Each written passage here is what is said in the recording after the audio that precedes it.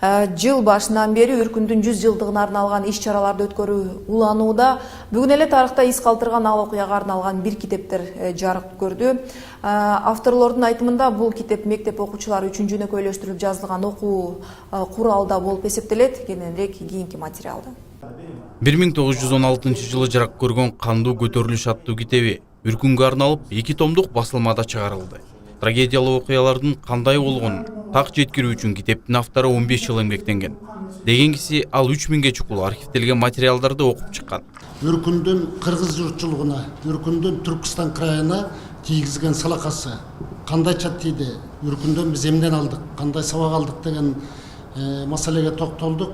Албетте Үркүн бул чоң тема, муну биз эскербей коюуга, айтпай коюуга тийиш эмес. Себеби дегенде Үркүндүн 5 жылдыгы, Үркүндүн 15 жылдыгы, андан ары 75 жылдыгы, анан 90 жылдыгы, быйыл 100 жылдыгы өтүп атат.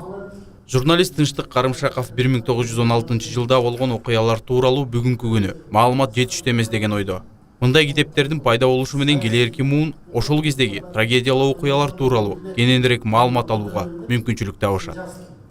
Бүгүн Кубат Маметов менен катар дагы бир канча китептердин авторлору Үркүн жөнүндө эмгектерин коомчулукка тааныштырышты.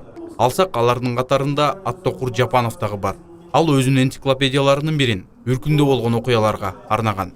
Бул тарыхый фактылар, илимий түрдө далилденген фактылар. Ошолорду түзүп, системага салып чыгардым. Ар бир том, ар бир окуяга арналган. Дүйнө жүзүндө кандай согуштар болгон, баардык согуштун баары кирген. Согуш терминдери, атоолору дейбиз, ошол терминдин баары кандай чечмеленишинин баары кирген.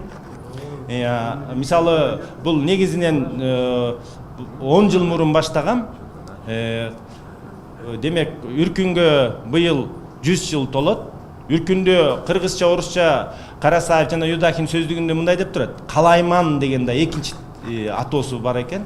Айрым маалыматтар боюнча 1916 жылы кандуу окуяларда болжол менен 100 миңге, 150 миңге чукул адам каза болгон. Ал эми жазуучулардын архивдеринен чогулткан маалыматтарында каза болгондордун саны жогорудан дагы көбүрөөк. Үркүн тууралуу ар кайсы булактар ар кандай маалыматтарды таратууда.